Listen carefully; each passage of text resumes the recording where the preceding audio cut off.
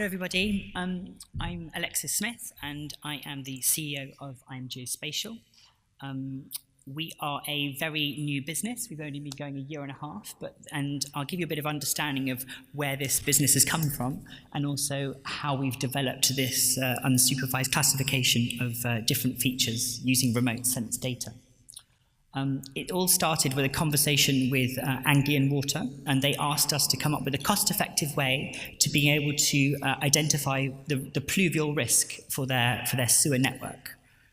Now, myself being a complete novice at remote sensing and not a geographer, not in GIS, none of the background that everyone here has, I went away and I spoke to some different professors and different people we worked with, and they explained that it was all about how to survey and how to find the features and all the parts that everyone's trying to do.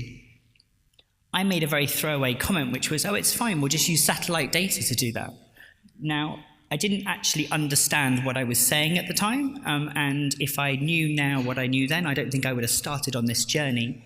But it has enabled us to develop some really cool tech, which I'm going to show you a little case study of. So what we do, so we create automatically smarter products, and all the buzzwords that everyone's been using. We use machine learning, artificial intelligence, automatic feature extraction, and to create all these things that everyone was just saying. So things like new insights and business intelligence, resolve problems in near real time, so it's like to identify that change detection as well. One of the key things for us as a business is to facilitate positive societal change. So we want to do good things. This is what we want to do. We want to provide world-class innovative geospatial analytics to people and business, helping them realize their full potential by automating, and that's really important, automating the insight and intelligence. Now, geospatial analytics, we're not a classic geospatial analytic company. We have a core feature extraction engine called AIMEE, which is our automatic intelligent multi-feature extraction engine, and it's proprietary software that we've developed. What we want to get to is we want to get to a situation where we are working with people, all of you guys in the room, and other big businesses out there, basically supplying and digesting the information from satellite and other remote sense data, including radar and aerial and LiDAR, and turning that into actionable polygons or useful things that you clever people can do your magic with. So we started off in the water sector, as I mentioned, with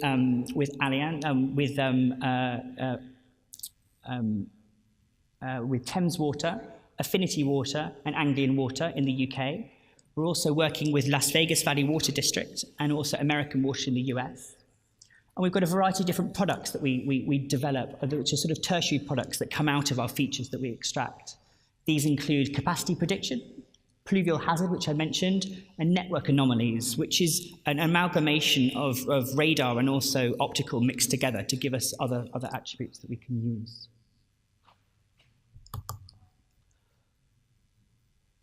So this is about AIMEE, and I'll explain and show you a little bit about why AIMEE is different to other artificial intelligence and machine learning. We, at the moment, have the ability to extract 15 different classifications of features. That's everything from swimming pools to houses to hedges to trees to structures, but also having attributes associated with them. So not just it is a tree, but how tall is the tree? How big is the tree? How big is the root ball of the tree? And then the knock-on effects that they might have. Our error coefficients for some of the stuff we've done is over 95%, but the stuff I'm going to show you today was about 85% because it was taken in January this year, and there's obviously huge issues with shadows and other things that everybody's experienced. So I need to say thank you very much to Dave Benson and Luca as well for all the help they've given us, because it's been incredible, their support that they've given us over the last year or so. So let me give you a bit of an understanding of how our journey happened with AI. So we started off with a classic AI n-dimensional multispectral engine that we built from scratch. And these are two-dimensional cut-throughs of our n-dimensional shapes through different pixel values. We tried doing this, but we didn't get what we needed to do, which is to get this holy grail of unsupervised classification. So in essence, we've thrown this away and we started again. And AIMEE is constructed in a completely different way to how other people teach or machine learning or the artificial intelligence that other people are doing. We do, however, use this to identify certain things. So once we've found a house and you want to know what it's made of, or a field and you want to know what it's made of or consists of, we use classic AI and machine learning to work out whether it's arable or pastoral or different elements for those other attributes. So this is worldview 2, and we use, this is a 50 centimeter pan sharpened, but we also put the other 4 bands back into it to enable us to get better data out. And this is for the Anglian Water case study, which should be with us within the next 4 weeks that everyone can see. So using AIMEE, we can extract polygons. These are snips from our Esri package. We're an Esri partner, we're on the Esri startup program. And we can create information and also the proximity between different polygons.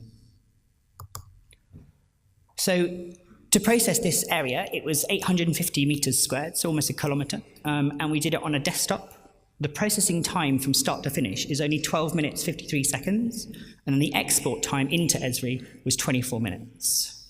We can use these or digest these into different businesses using standard CSV or any shapefile or anything anybody wants to use, or an Esri database is where we want to get to. So let me show you the picture again, and we'll start looking at extracting some features. So structures. So as you can see, we've got all the different polygons, but the good thing about this is we don't just extract the structures and the footprint. If you look at the top left-hand corner, we've highlighted one of the buildings. And that building, once you click on it, and it's in the database, we can actually give you some values and some interesting things about it. They're all derived, it's all derived data, so it's not an exact science. So the number of floors is from the height divided by the average. But the interesting things there are to do with the pitched roof. That's a really good thing for insurance companies. Or how many skylights are there. Other information that people can use on these polygons. We can then go back to our image and do the same for grass or fields. So notice it doesn't take all the hedges, it doesn't take the trees, it's only taking the grass and the fields. And we can do the same and highlight a polygon in the bottom right-hand corner. And you can see that each polygon, each major polygon, is made up of lots of little ones, and that's how we combine and understand what the other attributes are. So again, we can see the information about it, so how big it is, what classification it is, the type of field or the proposed type of field, and some other interesting things about the perimeter and other elements. Now this is a really interesting way of obviously change detection. If you can geolocate and get your shapefile, it's relatively easy to see that there is a change. You can't obviously precisely work out exactly what that change might be, but just to know there is a change is a good step forward, we think. So back to our basic image, and with all the polygons. And this is including trees. So what we can also do is look at how the trees and the proximity with the trees to the structures and see where there is a vegetation proximity index that people like Willis Tower Watson would hopefully want to buy from us or other people, and finding those real value propositions for the insurance sector and also the utility sector, and finding out where we can really use this to generate that guaranteed monthly income. So let me explain a bit about our products that we're selling. So at the moment, we are selling a variety of different products into different places. Within the water industry, it's DTM, but it's not a standard sort of DTM that we'd use in oil and gas. Obviously, the features are really important for modeling. My other hat is that I am one of the executive directors for the UK Flood Partnership, and we want to try and sort of, it's a passion of mine to try and stop flooding, in essence. No, it's a big thing, big ask, but if we can do any little bits by creating DTMs that people can use, modelers can use, instead of using a DSM and a DTM and combining them and extrapolating it themselves, it will enable much better understanding of when there is a change in the real topographic environment, how that affects the risk value for any infrastructure. So that could be for a wellhead for a water company. If there is a change or a farmer has dug up a field or planted trees, it will affect the risk value for that wellhead, and that could affect infrastructure and other things. So knowing these changes is really important. And that's the second product, which is the change detection within the DTM or within the real topographic environment. So when we have these polygons, how can we see that there is a change? And also alerting people that need to know when there's a change, when it actually affects them. So a good sort of way of explaining this is the EA are obviously flying LiDAR over the whole of the UK. If there is no change in an area, why do they need to regather their data? If you know there's no change, you can be more efficient in how you're doing things. You can also be more, you can save money, but you can just have better data.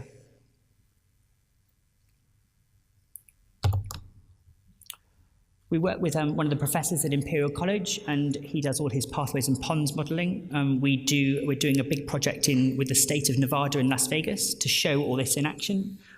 It's happened for the last year, just over a year now, and we're in the third phase of showing how the infrastructure, as it changes, how that affects the pluvial risk over an urban environment, and how understanding that risk and understanding when you need to change something, or when you need to identify that something's changed, how it affects your risk models.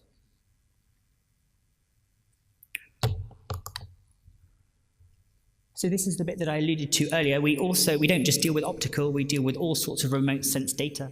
Part of the stuff we do is it's moisture detection, and it's using radar but not C-band. It uses different bands in a different way to enable us to understand the relative moisture of certain